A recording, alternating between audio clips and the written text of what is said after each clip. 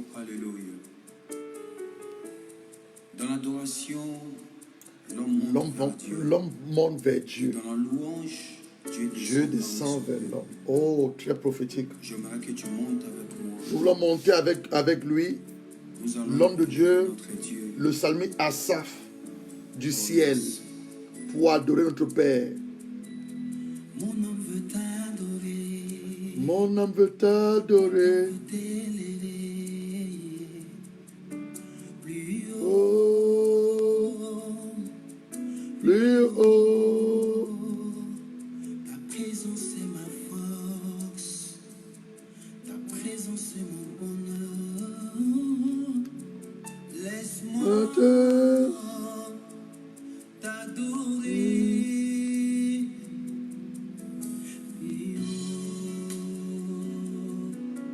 Plus haut, plus haut, plus haut. Je veux aller plus haut. Je veux aller plus haut. Oh, plus haut. Je veux toucher tes profondeurs. Toucher tes profondeurs. Plus haut. Plus haut. Toucher tes profondeurs. Toucher tes profondeurs. Plus haut. Et le lion vieux.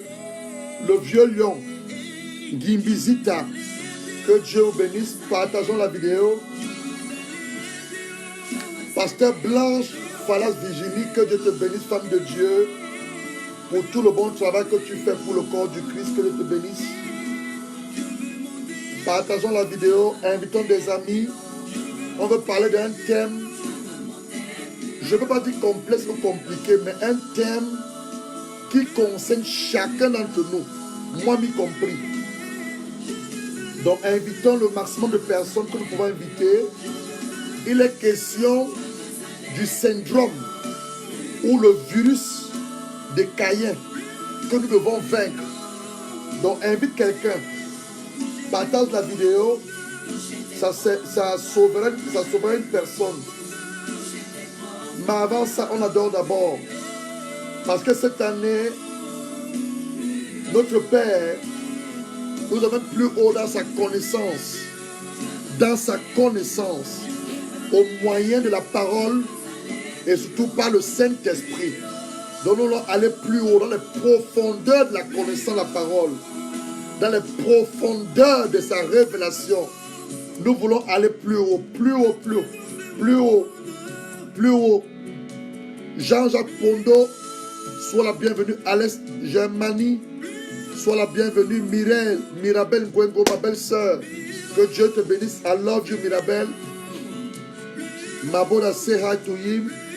And my son, the big boy. Yeah, on veut aller dans les profondeurs. Les profondeurs appellent les profondeurs. Nous voulons aller dans les profondeurs de la révélation de la parole de Dieu. Prépare ta Bible.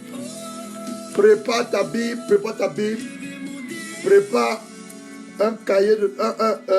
Un cahier. C'est un enseignement. Tu vas devoir noter.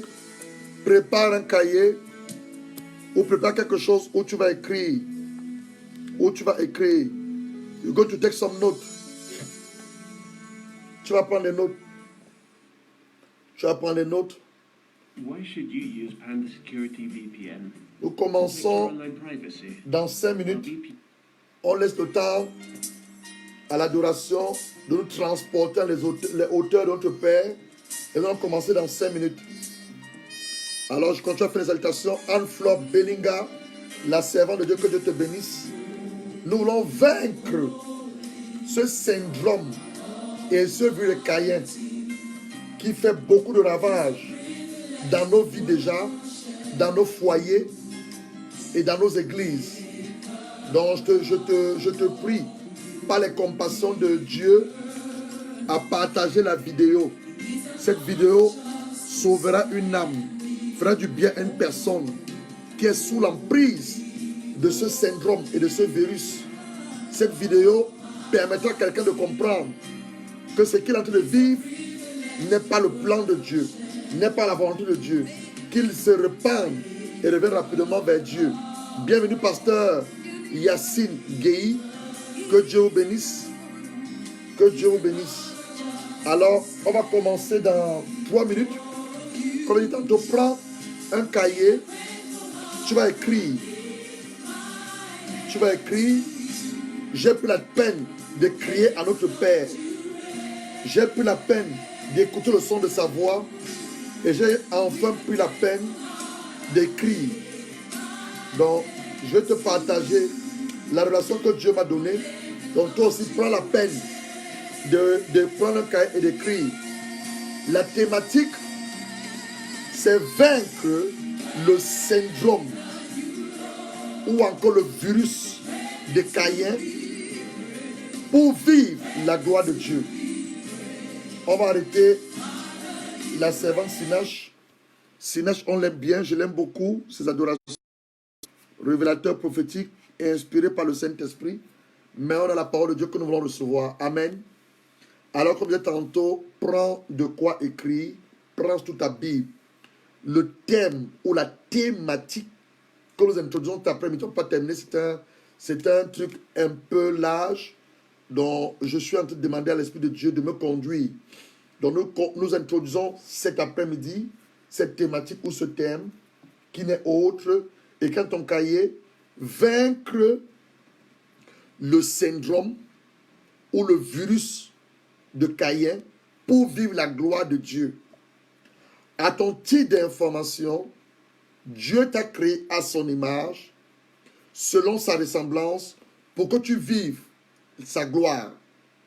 Tu vives dans sa gloire, tu vis par sa gloire et tu vis pour sa gloire. C'est la raison pour laquelle toi et moi, on a été créés à l'image de Dieu selon sa ressemblance. Je reprends.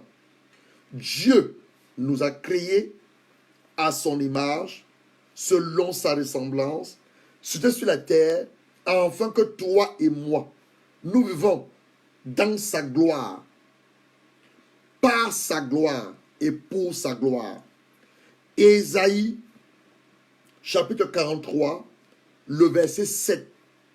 La Bible te révèle, ouvre ta Bible, Ésaïe, c'est pour, je voudrais que tu comprennes ce que je viens de te dire, que tu étais créé pour vivre dans la gloire de Dieu, par la gloire de Dieu et pour la gloire de Dieu. Ésaïe 43, le verset 7. Ésaïe, c'est l'Ancien Testament. C'est après les psaumes, tu as Proverbes, tu as Ecclésiaste, écrit par le roi Salomon. Et maintenant, tu as Ésaïe. Ésaïe 43, verset 7.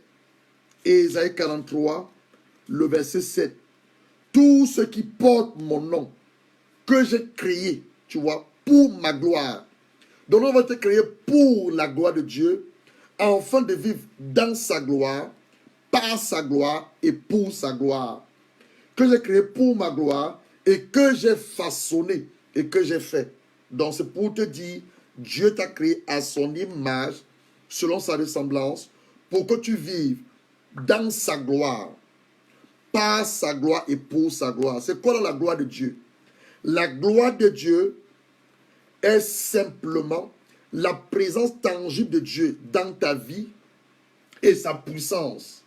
Quand on parle de la présence tangible de Dieu dans ta vie, ça veut dire en d'autres termes simplement dire l'absence à la maladie, l'absence à l'échec, l'absence à la pauvreté, l'absence à la limitation, l'absence au non-mariage, l'absence au célibat, l'absence à l'altérité. Oui, parce que la gloire de Dieu, quand tu vis pour la gloire de Dieu, par la gloire de Dieu, et enfin, dans la gloire de Dieu, ça détruit toutes ces choses que je viens de citer. Tu peux aller à la gloire de Dieu et tu es malade, ce n'est pas possible. Tu ne peux pas vivre pour la gloire de Dieu et être dans la gloire de Dieu. Vivre par la gloire de Dieu et être souffrant, avoir un problème de poche. les poches vides, les mains sèches. Ce n'est pas possible. Tu ne peux pas être dans la gloire de Dieu, vivre pour la gloire de Dieu, avoir un problème de stérilité. Ce n'est pas possible. Ne pas être marié, ce n'est pas possible. Ce n'est pas la gloire de Dieu. Donc nous avons été créés pour la gloire de Dieu. Vivre dans la gloire de Dieu. Et vivre au travers de la gloire de Dieu. Et que maintenant, par nos vies, la gloire de Dieu soit manifestée. Oui, par nos vies, la gloire de Dieu soit manifestée. Alors Adam, le premier Adam, le premier homme que Dieu a créé, il va le jardin d'Éden, qui n'était que la présence de Dieu. Il va la gloire de Dieu. Il avait une communion avec Dieu. Adam n'a pas besoin de cultiver le champ. Adam n'a pas besoin de dire, Seigneur, j'ai besoin d'argent. Dans le jardin d'Éden, on te dit, il y avait des fleuves, 4 fleuves. Et dans ces fleuves, un des fleuves coulait l'or et l'argent. Adam était le propriétaire de tout le jardin d'Éden. Adam avait les animaux sous son autorité. Adam avait plein de choses. Adam était l'homme le plus riche que Dieu a créé à cette époque. Adam était propriétaire des gisements de pétrole, des gisements de bauxite, des gisements de uranium, des gisements de diamants. Adam était propriétaire de toutes ces choses. Il n'en avait pas besoin. Toutes ces choses. Mais lorsque Ève a été sur la côte de Adam, et qu'elle fut séduite par le serpent, et que Adam mangeait le fruit que Dieu avait défendu, alors Adam va perdre sa ressemblance avec Dieu. Adam va perdre les privilèges qu'il avait d'être dans la gloire de Dieu, et Dieu va le chasser du jardin d'Éden et va mettre des chérubins protecteurs. Mais gloire soit rendue à notre Père par son Fils Jésus-Christ, qui est venu non pas seulement nous délivrer du péché adamique, qui est venu briser les chaînes de la captivité, mais qui est venu totalement nous restaurer et nous ramener de vivre dans la gloire, jadis perdue par Adam. Donc c'est une bonne nouvelle. C'est une bonne nouvelle. Alors nous allons lire. Nous allons prier et nous allons nous exhorter. C'est comme je dis, c'est une partie introductive. King Tat or Kingolo, I will not speak English. I will speak French, and by God grace next week, I will come back with the same teaching in English. Donc, je commence cette introduction, cet enseignement en français, et la semaine prochaine, je le referai la même chose en anglais. Première lecture qu'on va lire, l'histoire de Caïn, tu dois la connaître, c'est dans le livre de Genèse. Genèse, la Genèse, ça veut dire l'origine. La Genèse veut simplement dire la source. Donc, Genèse, c'est le premier livre de la Bible, si tu veux, le premier livre de la Bible.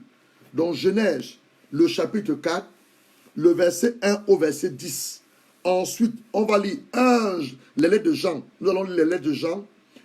La première lettre de Jean. Bienvenue mon frère Jean-Jacques Tima.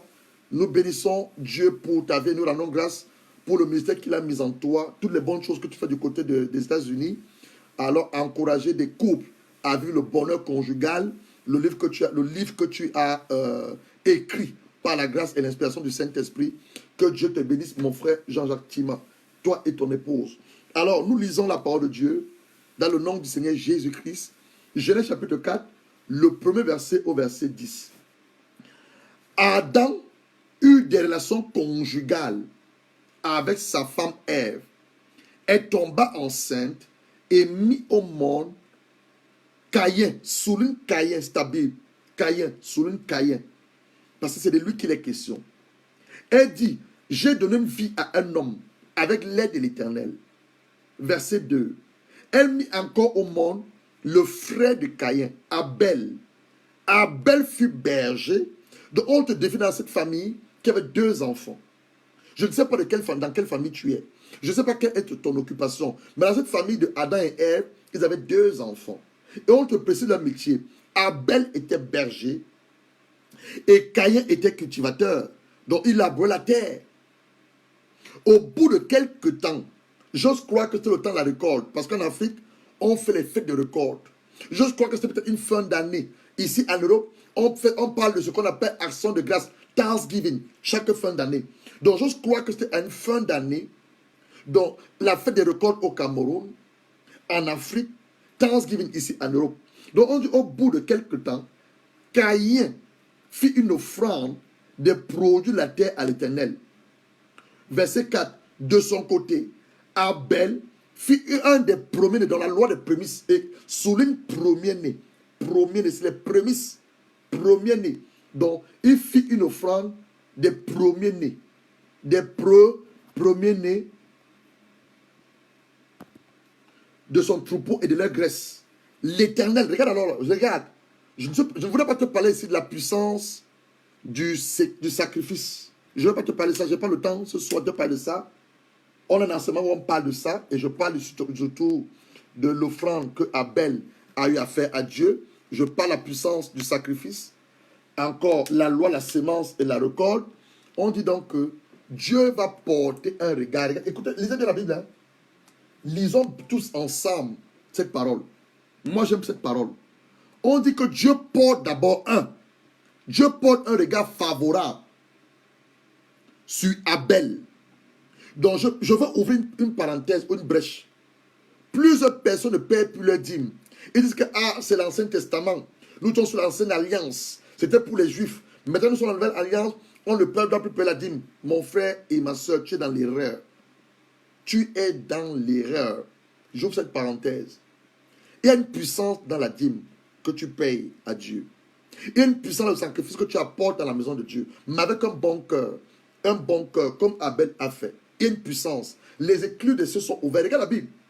La parole de nous révèle ceci, que Abel, lorsqu'il va offrir le premier-né, c'est les prémices, à Dieu, qu'est-ce qui s'est passé? Dieu va regarder d'abord Abel, son état de son âme, parce que l'état de son cœur, autant pour moi. Parce que quand nous faisons des offrandes à notre Père, Dieu voit, ils sont nos cœurs, ils sont nos reins. Donc Dieu connaît ce qu'il y a dans ton cœur. Avant que tu viennes lui offrir ton offrande, Dieu connaît ton cœur, il connaît tes motivations, il connaît tes intentions.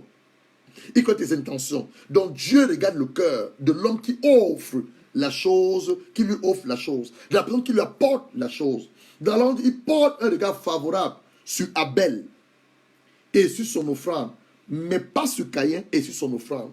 Pourquoi Dieu ne porte pas un regard favorable sur Caïn et son offrande? On va revenir dessus. Caïn fut hérité. Il abhorra un air sombre. Le verset 6.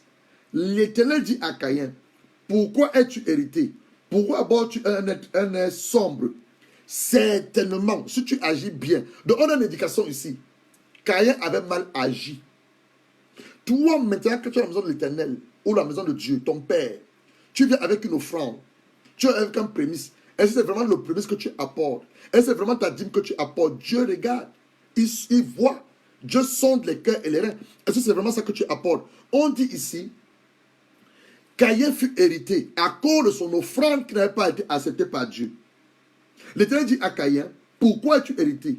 Pourquoi abordes-tu un air sombre? Certainement, si tu agis bien, tu te révéleras. Si en revanche tu agis mal, le péché, vous voyez, le péché est couché à la porte. Ses désirs se portent vers toi. Mais toi, domine sur le péché. Donc Dieu va révéler à Caïn ce qu'il attendait. 1, tu as fait une mauvaise offrande que je n'ai pas agréée. De 2, tu es fâché parce qu'il a agréé l'offrande de ton frère. Pourquoi tu te fâches parce qu'il a agréé l'offrande de ton frère? Si tu fais une bonne offrande, je vais aussi l'agréer. Caïn n'a pas écouté la voix de Dieu. Caïn n'a pas écouté la voix de Dieu. Cependant, Caïn dit à son frère Abel, allons dans les champs. Alors que dans les champs, il se jeta sur lui et le tua. L'Éternel dit à Caïn, où est ton frère Abel? Regardez l'orgueil. Il répondit, je ne sais pas. Suis-je le gardien de mon frère? Ça c'est l'orgueil. Le verset 11. Dieu dit alors, qu'as-tu fait? Le sang de ton frère crie la terre jusqu'à moi. Désormais, Caïn, à cause de ton acte, tu es maudit, chassé loin du sol, qui s'est entouré pour boire le sang de ton frère, versé par ta main. Quand tu cultiveras ce sol, il te donnera plus de ses ressources. Tu seras errant, vagabond sur la terre. Caïn dit à l'Éternel, ma peine est trop grande pour te supporter. Voici, tu me chasses aujourd'hui de cette terre. Je serai caché loin de toi. Je serai errant et vagabond sur la terre. Toute personne qui me trouvera pourra me tuer. L'Éternel dit, si quelqu'un tua Caïn, Caïn sera vengé 7 fois. L'Éternel mit un signe sur Caïn afin que ceux qui ne le trouveraient ne le tuent pas. Car c'est l'Éternel habitait le pays de Nod, à l'est de l'Éden. Voici l'historique ou l'histoire de Caïn et d'Abel qui nous est relatée dans Genèse 4. Ouvre encore ta Bible, ensuite on va prier et nous allons nous exhorter. Ouvre encore ta Bible, je te parle des lettres de Jean. La première lettre de Jean, le chapitre 3, le verset 12. Première lettre de Jean, chapitre 3, le verset 12. La parole de Dieu nous révèle ceci. C'est l'apôtre Jean qui parle. Celui qui dépose son cœur, celui qui dépose sa tête sur le cœur de Jésus, qui connaissait les battements du Seigneur Jésus-Christ. Regardez ce qu'il nous dit. Commençons au verset 11. En effet, le message qui vous a été annoncé, que vous avez entendu dès le commencement, c'est que nous devons nous aimer les uns les autres. N'imitons pas Caïn. Donc, c'est encore d'autres indications. Donc, Caïn va tuer Abel parce qu'il n'aimait pas son frère. Parce que la Bible nous dit, nous devons nous aimer les uns les autres. Quand tu manques d'amour, ou quand tu commences à manifester la haine, la jalousie à l'égard d'un frère qui vient de bénir à l'église, d'une sœur qui vient de bénir à l'église, mon frère, le vieux de Caïn est entré en toi. Ma soeur, quand tu vois ta copine, vous êtes venus à l'église ensemble, aujourd'hui elle n'est pas mariée, et tu commences à la jalouser, avoir du mépris à son égard, avoir la haine, le vieux de Caïn a atteint. Le vieux de Caïn a atteint. Donc on dit, en effet, le message qui nous a été annoncé, et que nous avons entendu dès le commencement, c'est que nous devons nous aimer les uns les autres. Verset 12, n'imitons pas Caïn, il était du malin. Donc Caïn était le fils du diable. Caïn était le fils du diable. Le malin, il a tué son frère. Et pourquoi l'a-t-il tué? Parce que sa manière d'agir était mauvaise, tandis que celle de son frère était juste. Baissons la tête et prions. Père, nous sommes dans ta présence. Nous venons humblement devant le trône de la grâce, au moins du sang de Jésus-Christ et dans le nom de ton Fils Jésus-Christ, afin que tu nous accordes un esprit de sagesse et de révélation dans ta connaissance. Que nous ne mourrons pas ou que nous ne soyons pas détruits par faute de connaissance, mais que ta connaissance qui nous a rendu possible, disponible par ta parole, le Saint-Esprit, l'esprit de révélation par excellence, le Saint-Esprit, lui qui nous enseigne toutes choses, lui qui nous révèle les choses cachées, le Saint-Esprit, lui qui sonde les mystères de ton cœur, le Saint-Esprit, lui qui expose les motivations dans nos âmes, dans nos cœurs. Esprit de Dieu, nous nous remettons en tes mains. Parle la parole de notre Père. Nous sommes à tes pieds. Nous voulons écouter le son de la voix de notre Père. Et que seule sa volonté se fasse, seul son nom soit glorifié. Au nom du Seigneur Jésus-Christ, nous avons ainsi prié avec action de grâce. Amen, amen, amen. Bien-aimés, nous sommes dans une très bonne année. Très, très bonne année 2020. Par sa grâce, le Seigneur nous a révélé par son esprit, 2020 va être une année d'accélération divine. Ézéchiel, chapitre 12, le verset 25. La parole de Dieu est révélée à l'homme de Dieu, le prophète Ézéchiel. L'Éternel lui dit, moi l'Éternel, quand j'annoncerai une prophétie, elle ne tardera plus. Mes prophéties ne se tarderont plus. C'est là où tu as accélération divine, selon Ézéchiel, chapitre 12, le verset 25. Bienvenue le prophète Elisha, mon petit frère Bossis, Laurence Gauthier et Yambé, tous ceux-là qui ont rejoint. Il dit, quand j'annoncerai une chose, la chose ne tardera pas à s'accomplir. Donc je disais tantôt que Dieu, par sa grâce et dans son amour, par son esprit, nous a révélé cette année 2020 est une année d'accélération divine. Il va t'accorder l'accélération divine. Tu es en retard, je ne sais pas dans quel domaine, Dieu va t'accorder l'accélération divine. Deuxième chose, c'est une année où nous devons évangéliser, parler la part de Jésus, donner nos témoignages à ceux qui n'ont pas encore entendu par la part de Jésus, amener nos familles à recevoir Jésus-Christ. Et alors, la grande commission que Dieu a donnée à l'église, c'est dans Matthieu chapitre 28. Il dit à ses disciples, tout pouvoir m'a été donné dans le ciel, sur la terre, dans les provinces de eaux. Allez et faites de toutes les nations des disciples. Enseignez tout ce que je vous ai appris et baptisez-les au nom du Père, au nom du Fils et au nom du Saint-Esprit. Matthieu 28, le verset 18 à 20. Proverbe chapitre 11, le verset 30. Celui qui gagne les âmes est une personne sage. Donc Dieu veut que cette année, tu sois un gagneur d'âmes. Dieu veut que cette année, par ton témoignage, quelqu'un vient à Jésus. Dieu veut que cette année, tu lui présentes ta famille. Père, je te présente ma famille. Je te présente mon père. Je te présente ma mère, mes frères et mes soeurs, afin qu'ils te reçoivent comme Seigneur et Sauveur personnel. Dernière des choses pour l'année 2020, on va pas toucher la décennie. 2020, c'est une année d'établissement. Peut-être tu n'es pas encore marié. Le Seigneur, son amour, va permettre que tu sois marié cette année et que ton mariage soit un mariage solide, bâti sur des bons fondements. C'est la raison pour laquelle je crois qu'à partir du mois de mars ou le mois de février, parce qu'on aura deux formations, une formation pour les ouvriers et les ouvrières, des hommes et des femmes qui disent, homme de Dieu, je fais partie de ces ouvriers, ces ouvrières qui vont porter le flambeau de l'évangile à travers les nations. Je veux devenir cet ouvrier comme un évangéliste. On aura cette formation, vous serez informés pour les ouvriers et les ouvrières, pour la grande moisson. La deuxième formation que nous aurons sont des cours prématales. Des cours prématales. Des cours pour préparer les gens à entrer au mariage. Et des cours aussi qui seront sous le titre « Le vin nouveau dans mon couple ».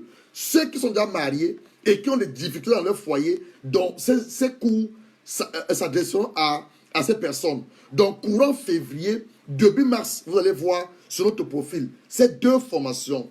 Formation des ouvriers et des ouvrières pour la grande moisson. Formation des célibataires, le genre masculin, le genre féminin, qui doit entrer dans les mariages glorieux, bâtis sur les fondements de la parole de Dieu. Troisièmement, c'est pas ça pour une formation, ce sera un temps de rafraîchissement pour des hommes qui sont mariés, qui commencent à se lasser de leur femme, les femmes qui commencent à se lasser de leur mari. Le titre de la formation, sera le vin nouveau, le vin nouveau, le vin nouveau dans mon couple. Alors, je te parle de toutes ces choses pour t'amener à comprendre. Tu dois veiller cette année et les années à venir largement sur ton cœur. Ton cœur. Dieu veut ton cœur, mais le diable veut ta pensée. Le diable, c'est une chose. Lorsqu'il envoie une sémence dans ta pensée, elle finira par descendre dans ton cœur si tu l'acceptes. Donc Dieu s'intéresse à notre cœur, l'état de notre cœur, les motivations de notre cœur. La semaine que je vous apporte cet après-midi, quelles sont mes motivations? Les formations qu'on veut faire, quelles sont nos motivations? Tu veux te marier, quelle est ta motivation? Tu veux prouver aux gens que toi tu es marié ou tu veux te marier pour entrer dans ta destinée. Donc Dieu regarde les motivations dans notre cœur. Mais le diable, il est intéressé par notre pensée. Il te bombarde avec des pensées impures. Il te bombarde avec des pensées cyniques. Il te bombarde avec des mauvaises pensées. Il est intéressé par nos pensées. J'ai envie de dire ceci. Lorsque Dieu t'a planifié pour une destinée, le diable aussi a des plans contre toi. Je reprends. J'ai envie de dire ceci. Un homme de destinée, Dieu a planifié faire des grandes choses avec toi. Le diable aussi a des plans contraires contre la destinée de Dieu en toi. Des plans de réclamation, des plans d'accusation, des plans d'avortement, des plans d'échec, des plans de surplace, des plans de limitation de non-mariage. Mais la bonne nouvelle, en cette année 2020, quels que soient les plans du diable à ton égard, le Seigneur va donner l'épée de jugement. L'épée de jugement n'est que la parole de Dieu. On va juger. Parce qu'on aura aussi le moment de guerre. Oui, on aura le moment de guerre. Où ça, tous les derniers vendredis du mois, en fait, vous allez voir ça, opération commando. Opération commando. Ça passe ou ça casse. Ça passe ou ça casse. On va juger les sorciers et les sorcières dans nos familles respectives. On va juger les démons, les maris et les femmes de nuit qui empêchent aux enfants de Dieu de se marier. Les maris et les femmes de nuit qui empêchent aux foyers de s'épanouir sexuellement. On va juger la pauvreté. On va juger ces choses. Donc, restez simplement connectés. Restez connectés. Donc, le temps de dire tantôt, Quand un homme a une grande destinée, le diable aussi le réclame. Le diable aussi a des projets de malheur contre cet homme. Alors, nous revenons sur ce qui nous intéresse. Vaincre le syndrome et le virus de Caïn. Alors, je vais illustrer mes propos avec deux éléments cyniques. Ces deux éléments cyniques, ils ont lieu qu'au Cameroun. Le Cameroun, c'est en Afrique centrale. On a l'habitude de dire que c'est le pays, le berceau de l'humanité. Que s'est-il passé au Cameroun hier? Au Cameroun hier, un jeune homme de l'âge de 17 ans a brutalement arraché. Il avait son professeur de mathématiques. Je vais te montrer quelque chose de mathématiques. Je crois que parmi nous, on n'a pas des enfants. Donc j'allais dire attention aux âmes sensibles. On n'a pas d'enfants parmi nous. On est tous des adultes. Un jeune homme, il a arraché brutalement la vie de son professeur de 26 ans. D'abord, avant le jeune homme, regardez ceci. Maintenant, ça c'est dans un lycée au Cameroun. Vous voyez, les poignards. Les enfants qui sont censés aller à l'école, recevoir l'instruction. Regardez ce que nos enfants maintenant amènent à l'école. Des couteaux pour des règlements de compte et agresser leurs professeurs. Les professeurs qui sont allés à l'école, qui ont fait 3 ans, 4 ans, 5 ans, 6 ans pour les inculquer l'instruction, ils vont les agresser avec des armes blanches. Avec des armes blanches. Ça, c'est au lycée Leclerc. Je vais te montrer au lycée de Colbisson. Voici le lycée de Colbisson. Voici le ministre qui était à cette école hier. Et voilà le professeur de mathématiques qui a été tué par un compas. Chacun de nous, en fait la plupart d'entre nous qui sont allés à l'école, quand on faisait, je crois, en classe de seconde ou troisième, quand on faisait, je crois, ma mémoire est bonne, la chimie ou la science, on avait le compas pour faire des dessins, des croquis. Savez ça que cet enfant de 17 ans a tué son professeur.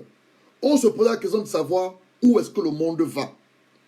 Comment un jeune enfant de 17 ans peut avoir en lui, en dehors du désir, mais il a en lui, c'est-à-dire que l'esprit, la pensée de tuer son professeur, qui lui inculque une instruction, ça vient d'où? Le virus ou le syndrome de Caïn. Je vais encore te montrer notre vidéo. Cette vidéo, c'est un professeur, même pas un professeur, un maître d'école, en classe de CM2, qui abusait sexuellement ses élèves. Oui, de CM2. Il abusait sexuellement ses élèves. Ça, c'est quelques cas qui sont répertoriés. Alors, d'autres cas qui ne sont pas répertoriés. Je vais te montrer la vidéo pour que tu comprennes. Voilà la vidéo. Voilà la vidéo. Pour les fillettes, une dizaine listées comme victimes Dizaines. d'attouchements sexuels. Leur enseignant accusé et interpellé est en garde à vue à la brigade de recherche de Bonabéry dans Douala 4e. Les parents sont sous le choc. Les enfants maintenant nous expliquent tout ce qui s'est passé, comment il les a demandé de jurer qu'ils ne vont jamais... C'est triste. C'est triste. Je vais mettre un peu de lumière.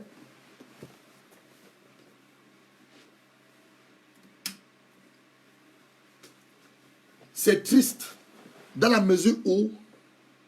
Oh, la lumière elle vient totalement sur moi ici. Dans la mesure où les enseignants, de par leur cursus, quand je parle de cursus, pas la formation, de par leur pédagogie qu'ils ont reçue dans leurs écoles de formation, un professeur n'a pas le droit de faire l'attouchement sexuel à tes enfants. Je reprends. C'est tellement triste de voir que quelqu'un qui est allé à l'école, qui a fait une formation de professeur ou de maître, il est sorti après quelques années de maître. Quelques années, il a son diplôme de maître, d'enseignant, professeur de mathématiques, de philosophie, de français, commet des attouchements sexuels sur des enfants de 11 ou 12 ans. Un papa de 44 ans. Ces enfants sont ses enfants. C'est vraiment triste. Dans son message, comme je l'ai dit tantôt, ça s'adresse à chacun d'entre nous. Dieu parle à des parents. L'école communique l'instruction à nos enfants. L'éducation, c'est nous, à la maison, qui devons éduquer nos enfants. Donc, quand ton fils sort de la maison, tu n'as pas regardé son sac d'école, et qu'il va dans son école ou dans son lycée, comme on veut de voir, avec des armes blanches, des poignards, des couteaux, pour aller faire des règlements de compte, pour aller tuer d'autres élèves, pour aller menacer leurs professeurs. Toi, parent, tu as une responsabilité. Oui, chaque parent, Dieu nous demande la responsabilité des enfants qu'il a confiés pour leur éducation. C'est la raison pour laquelle, quand tu lis la Bible, Proverbe 22, le verset 6 dit quoi?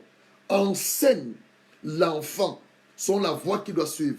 Quand il sera vieux, il ne s'en détournera pas. C'est vrai aussi qu'on a des enfants difficiles, des enfants un peu compliqués, mais nous devons continuer à les enseigner. Et prier surtout pour nos enfants quand ils dorment la nuit. Je le dis aux parents, quand ton enfant dort la nuit, parle en langue, prie. Esprit de rébellion, toi qui as pris position la pensée de mon enfant, tu imposes la main sur son front, tu chasses l'esprit de rébellion, tu chasses l'esprit de délinquance juvénile. Toi, mon fils, je commence à voir des tendances. Tu es après les femmes. Je vois ma fille, je vois des tendances. Tu vas te cacher bizarrement. Donc, sûrement, peut-être tu as commencé à connaître les hommes. Tu imposes la main et tu chasses cet esprit. En tant que père, tu es le premier Dieu sur ton enfant. Oui. En fait, le deuxième Dieu sur ton enfant. En tant que père, en tant que mère, tu es le Dieu sur ton enfant. Tu as l'autorité sur ton enfant. Prions pour nos enfants. Éduquons-le sur la lumière de la parole de Dieu. Alors, je disais tantôt que je voulais illustrer nos propos au travers de ces deux éléments sinistres qui sont passés au Cameroun. Et je dis que c'est quelques éléments répertoriés en dehors de ceux qui ne sont pas répertoriés. Sinistres. Le syndrome de virus, le syndrome ou le virus de Caïn, qui a eu raison de ces deux personnes, et qui ont commis ces atrocités, ces tragédies. Donc, avant d'entrer en profondeur dans notre enseignement cet après-midi ou notre introduction, il est important, voire capital, que nous définissons ces mots pour laisser nos propos. C'est quoi un syndrome? C'est quoi un virus? On parle de vaincre le syndrome ou le virus de Caïn. C'est quoi un syndrome? C'est quoi un virus? Le dictionnaire Larousse définit le syndrome un homme masculin qui veut simplement dire dans son sens propre l'ensemble de plusieurs symptômes ou des signes en rapport avec un état pathologique donné et permettant par leur groupement d'orienter un diagnostic. Je reprends. Un syndrome, c'est un ensemble de plusieurs symptômes. La personne manifeste des symptômes, des signes en rapport avec un état pathologique donné, permettant de leur groupement d'orienter le diagnostic. Dans le sens figuré, le syndrome, c'est un ensemble de comportements particuliers à un groupe humain ayant subi une même situation traumatisante. Exemple, le syndrome du Vietnam. Après la bombe de Hiroshima que les Américains ont lancée au Vietnam, vous avez vu, ça a mutilé certaines personnes. Les gens sont devenus des estropiés, des maladies bizarres sur leur corps. C'est de ça qu'on parle, syndrome. Le virus, c'est un nom également masculin et c'est un agent infectieux très petit, parce qu'on a besoin de microscope pour voir les virus, qui possède un seul type d'acide nucléique, ADN ou ARN, et qui peut se reproduire en parasitant une cellule. Un virus encore, c'est une instruction parasite ou une suite d'instructions parasites introduites dans un programme informatique susceptible d'entraîner diverses perturbations dans le fonctionnement d'un ordinateur. Donc, au travers de ces deux définitions, si on veut maintenant voir notre thématique, quand on dit vaincre le syndrome de Caïn pour la gloire de Dieu, alors le terme on voulait dire quoi? Vaincre l'ensemble de comportements particuliers que tu as subis par un traumatisme ou une situation traumatisante. Vaincre le virus de Caïn pour vivre la gloire de Dieu. En d'autres termes, revenez à vaincre une pensée injectée Je précise, une pensée satanique et diabolique injectée par le malin dans ton système de pensée, dans ton âme, qui est descendue dans ton cœur et qui te permet aujourd'hui, et qui t'amène aujourd'hui à devenir un enfant du malin. Pourtant, tu es enfant de Dieu. Qui est Caïn? Et comment reconnaître le syndrome ou le vœu de Caïn en moi? Qui est Caïn? On a lu Caïn. Son nom veut dire possession.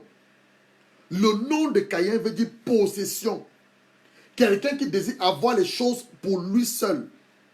Un esprit possessif. Un esprit de domination. Caïn est le fils aîné de Adam et Ève. Il est agriculteur. Dieu n'a pas approuvé son offrande parce qu'il était du fils du malin, selon 1 Jean 3, le verset 12. Il va tuer son frère Abel. Caïn est le premier grand frère meurtrier dans l'histoire de la Bible. Caïn est le premier grand frère meurtrier dans l'histoire de l'humanité et sur la terre. Quelles sont ses caractéristiques? Quels sont ses symboles? Toi aussi, tu es le premier enfant dans une famille. Le premier grand frère. La première grande sœur. Caïn, on ne sait pas ce qu'il a utilisé pour tuer son frère Abel. On ne sait pas. Mais c'est que la Bible nous révèle que le sang de Abel a coulé. Donc, il a dû utiliser une âme blanche. Comme on vient de voir au Cameroun, cet enfant de 17 ans. Posons la question. Un enfant de 17 ans, d'où lui vient une pensée suicidaire, une pensée meurtrière, d'aller ôter la vie d'un être humain? D'où lui vient ça? C'est le virus de Caïn qui est dans son sang. Le cerveau de Caïn qui est dans son sang. Donc toi aussi, toutes les fois tu penses le mal d'une personne, toutes les fois tu souhaites la mort d'une personne, toutes les fois par ta bouche, par tes paroles, tu as tué une personne, c'est le virus de Caïn qui s'est manifesté en toi, qui s'est révélé en toi. Alors, quelles sont les caractéristiques de Caïn? Première caractéristique, la colère. On a d'introduire la colère. Maintenant, je te parle de ton caractère. Tu cries à Dieu depuis, Père, je vais me marier. Père, je vais faire de grandes choses. Quel est ton caractère? Ton comportement? Colérique. Caïn va tuer son frère Abel parce qu'il était irrité. Cette irritation, c'est la colère. Manifestation de la colère. Il était irrité. Caïn va tuer son frère Abel. Il était jaloux de l'offrande que son frère Abel avait fait à Dieu. Je te pose une question maintenant. Tu vas à l'église. Tu es enfant de Dieu. Tu es une servante de Dieu. Quand on félicite ton frère ou ta soeur, on honore ton frère à l'église. Ah, on veut encore honorer le frère Gasparien. Le frère Gasparien vient avoir une distinction dans son école. La soeur Gasparienne vient d'obtenir une promotion. Comment tu réagis? Est-ce que tu, pas compatis, est-ce que tu te réjouis de l'autre, ou alors tu dis pourquoi encore ce Gasparien? Pourquoi encore cette Gasparienne-là? D'ailleurs, il vient le péché. Quelle est ton attitude? Quel est ton comportement? La jalousie. Caïn a méprisé l'avertissement que Dieu lui avait donné. Dieu va dire à Caïn, si tu agis bien, qu'est-ce qu'il va lui dire? On va lire. Il va dire ceci à Caïn. Il va d'abord avertir Caïn au verset 6. Pourquoi es-tu hérité? Et pourquoi abordes-tu un sombre? Verset 7. Certainement, si tu agis bien, tu te relèveras. Si en revanche tu agis mal, le péché est couché à ta porte. C'est-à-dire, se porte vers toi. Mais toi, domine sur lui. Donc voilà l'avertissement que Dieu a donné à Caïn. Et Caïn, délibérément, il a décidé de mépriser l'avertissement de Dieu. Quel est le mépris que tu manifestes à l'égard de l'homme de Dieu qui est établi sur ta vie?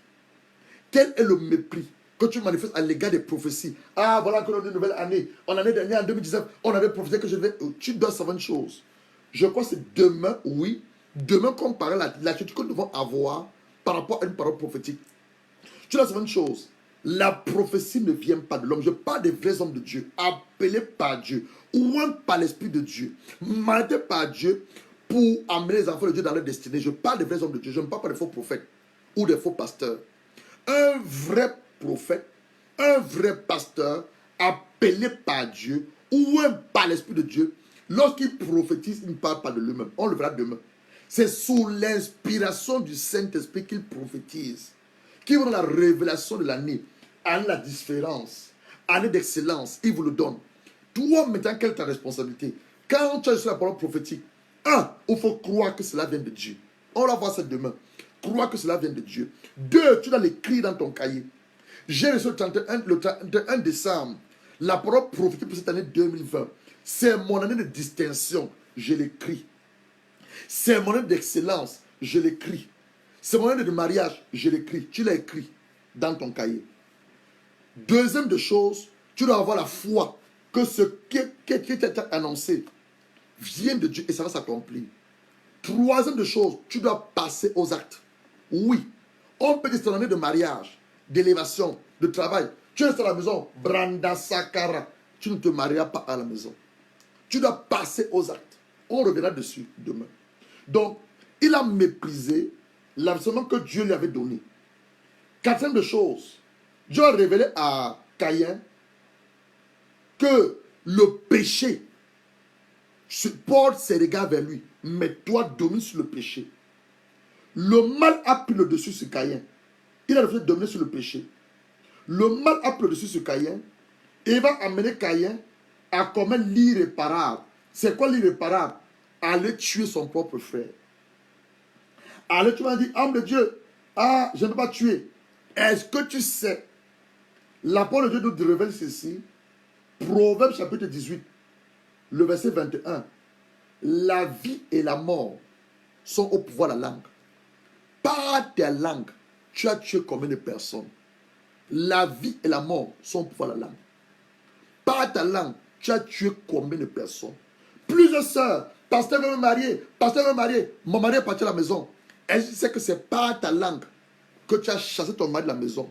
C'est par ta langue que tu as tué ton mariage. C'est par ta langue que tu as tué tes entrailles. C'est par ta langue que tu as écouté ta destinée. Est-ce que tu le sais? Tu ne le sais pas. Il faut donc que tu le saches. La Bible dans Proverbe 10, je crois le Proverbe 10, le verset 11. Regarde ce que la Bible dit, au 19. Regarde ce que la Bible dit. Proverbe 10. Cette année, donne-toi comme pour leitmotiv de faire attention de ce qui sort de ta bouche. Cette année, je dis pas cette année 2020. On est dans une très bonne année. Regarde ce que la Bible te dit.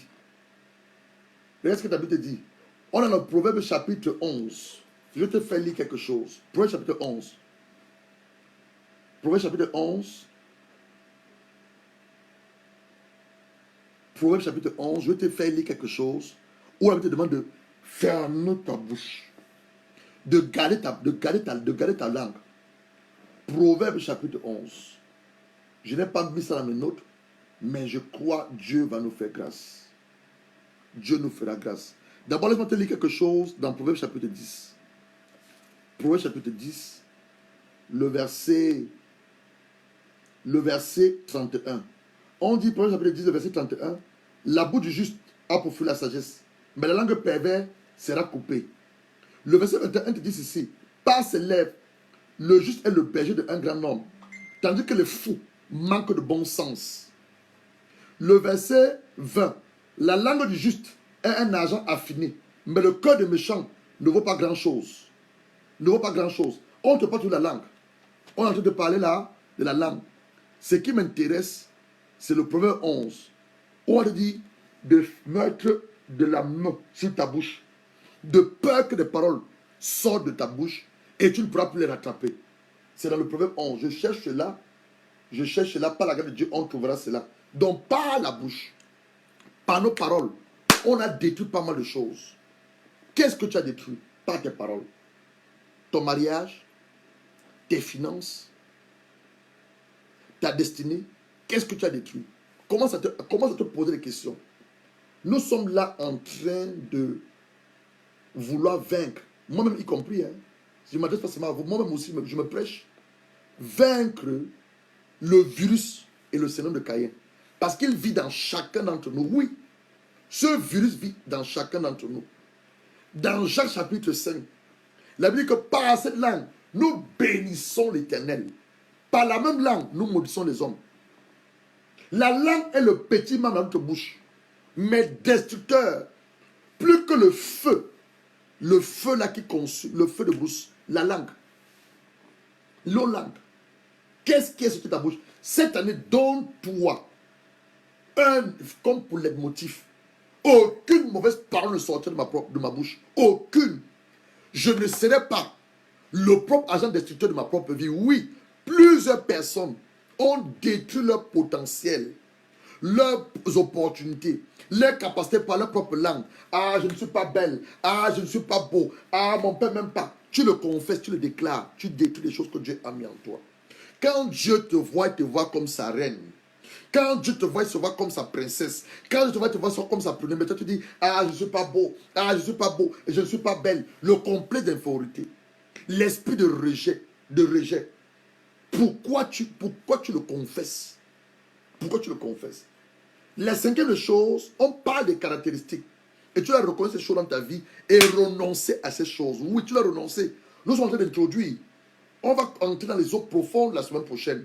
Et ce sont les semences que le diable a semées dans nos vies avant que nous venions à Jésus-Christ. Oui, là où tu es sorti, la maison où tu es sorti, regarde là où tu es sorti, le comportement de ton père à l'égard de ta mère, le comportement de ta mère à l'égard de ton père, regarde comment vous avez grandi, les semences qu'il a injectées dans nos vies. Donc tu dois renoncer à ces semences. Tu dois dire non, colère.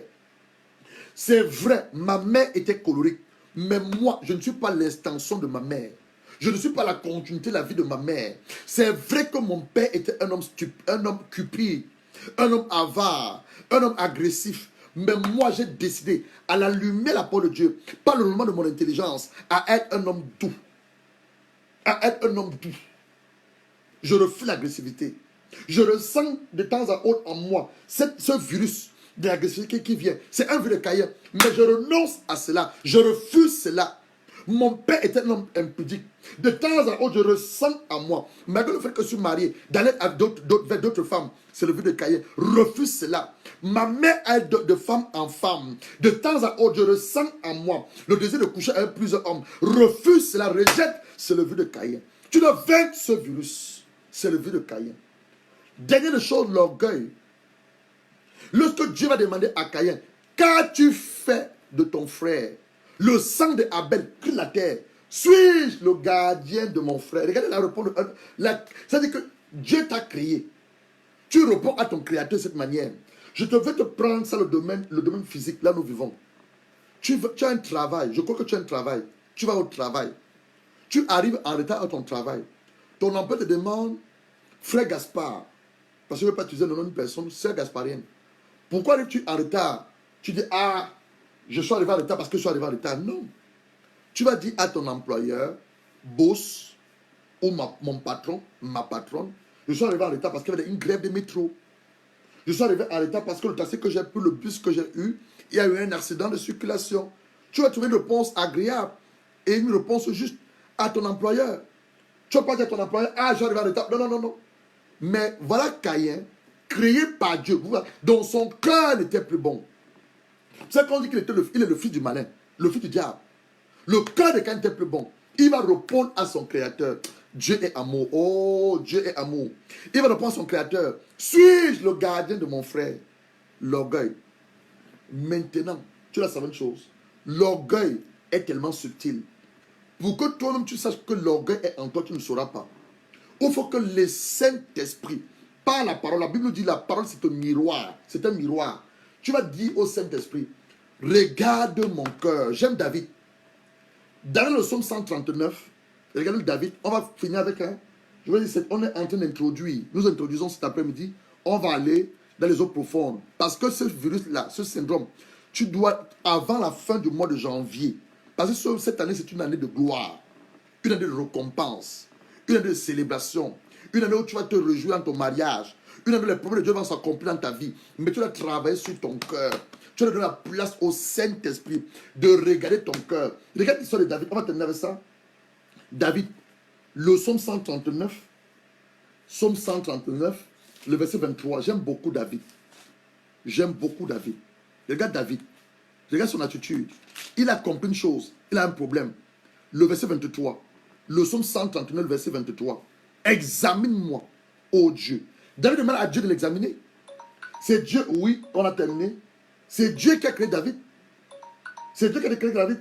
Quand tu as un problème, tu pars où? Tu passes ton médecin. Quand tu es malade, tu vas où? Chez le médecin. Quand tu te fais belle, tu vas où? Chez la femme qui te fait les cheveux. Quand ta voiture est en panne, tu amènes la voiture où? Chez le garagiste. Tu es chez le garagiste. Quand tu as besoin d'un prêt en banque, tu vas où? Chez ton banquier. Tu as mal aux dents, tu vas chez ton dentiste. Dieu qui nous a créés, quand on a un problème, on doit aller où? On doit aller vers Dieu et non vers les hommes. Toi, tu as un souci dans ton foyer, tu vas vers les hommes. Tu as un souci, tu vas... Non, va vers ton Dieu. Regarde ce que David dit. Examine, oh Dieu, connais mon cœur. Mets-moi à l'épreuve et connais mes pensées. Verset 24. Regarde si je suis sur une mauvaise voie. Conduis-moi sur ta voie l'éternité. C'est la prière qu'on a fait ce soir. C'est vrai, on est en jeûne. On est dans notre deuxième semaine de jeûne. La deuxième semaine, c'est la semaine de confession de nos péchés et de repentance. On est dans cette deuxième semaine. On est le troisième jour. Mais ce soir, tu vas t'accorder avec moi. La Bible dit dans Matthieu 18, le verset 19. Si deux d'entre vous s'accordent pour demander quelque chose, Dieu n'a pas spécifié, sur la terre, moi, l'Éternel qui est dans les cieux, je le laisse s'accomplir. On veut s'accorder ce soir. Accorde-toi avec moi, mon frère. Accorde-toi avec moi, ma soeur. Je dis que cet enseignement, on termine, c'est la phase introductive. Moi, je suis concerné. Chacun de nous est concerné. De temps à autre, le virus de Caïn ressort en toi. Oui, quand tu parles mal à ton mari, tu parles mal à ta femme, tu crois que c'est quoi? C'est le virus de Caïn qui est en toi. Quand on ne peut rien te dire, on ne peut rien te dire, tu es soumise à personne.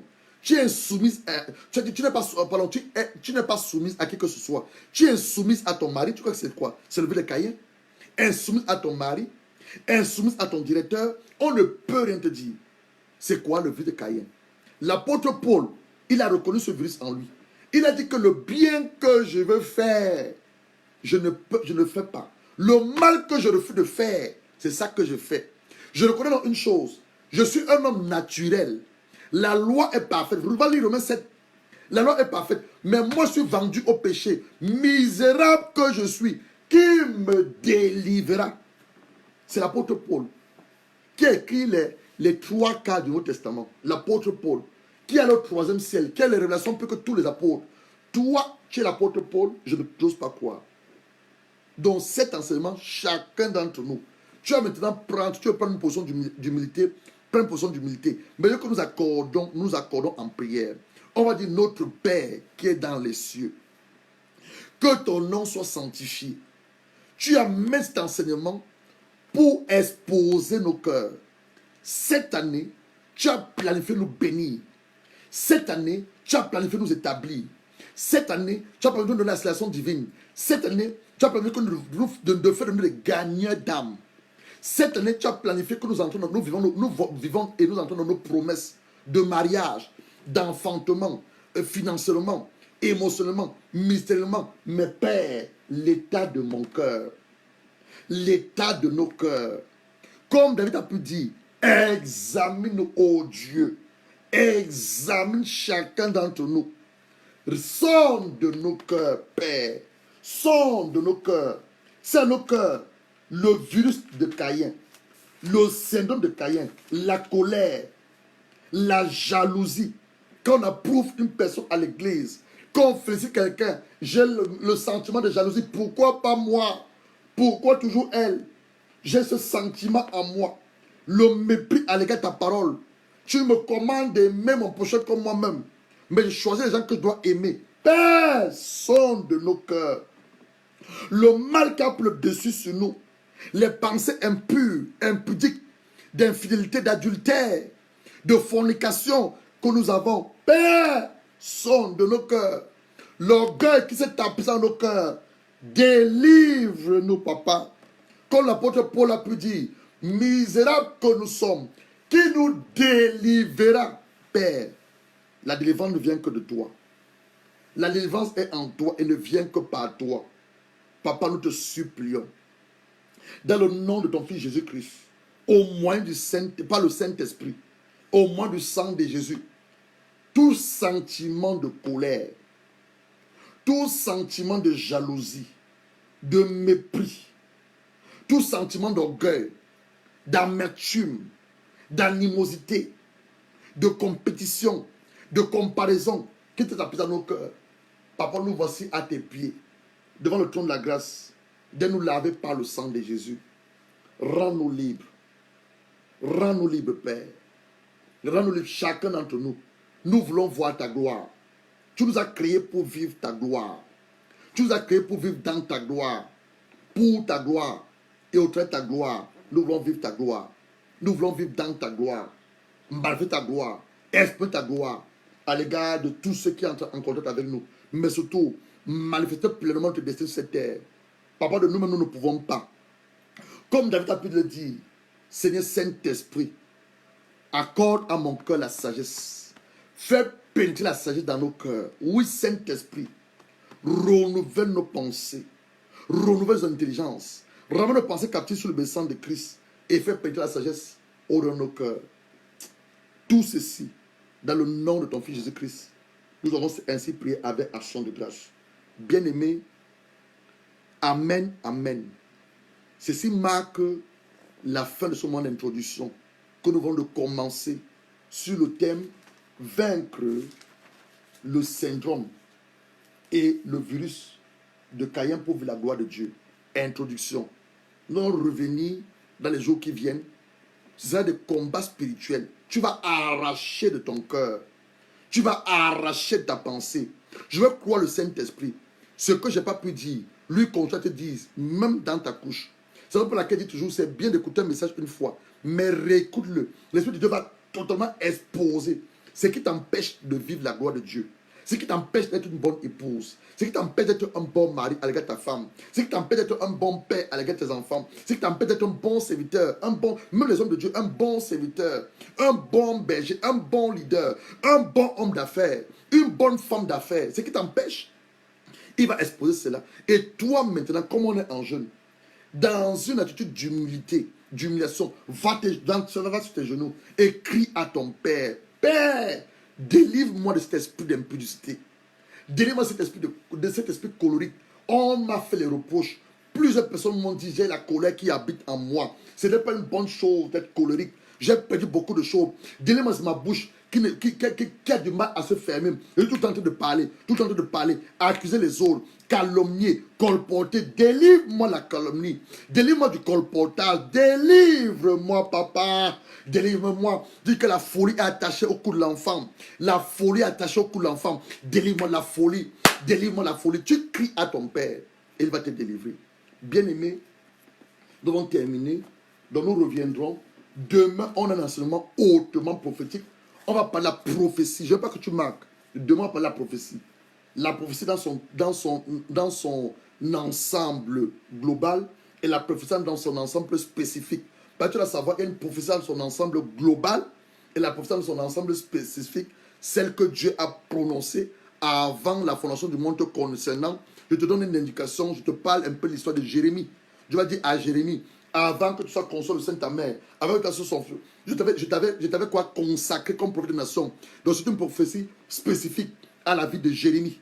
À la vie de Jérémie. Moïse était établi comme libérateur captif. Maintenant la prophétie générale. Donc on va parler ça un peu demain. La prophétie générale.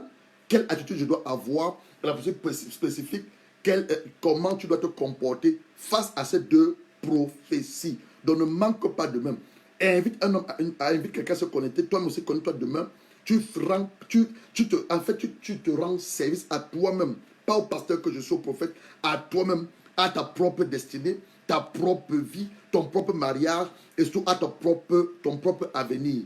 Donc, connecte-toi demain et invite quelqu'un à se connecter. Mais la bonne nouvelle, cette année, tu danseras sans musique. La bonne nouvelle, cette année, tu vas célébrer ton Dieu. Il l'a fait pour moi. Il l'a fait pour moi. Il l'a fait pour moi. Il l'a fait pour moi. Ce que personne ne pouvait faire, il l'a fait pour moi. Je suis dans... Tu vas danser sans musique. Tu vas danser cette année ton Dieu. Que Dieu te bénisse. Que Dieu te lève. Que Dieu te délivre ce syndrome et ce vœu de Caïn. Et que tu vives et que tu vois sa gloire. Sois béni. Bye, bye, bye.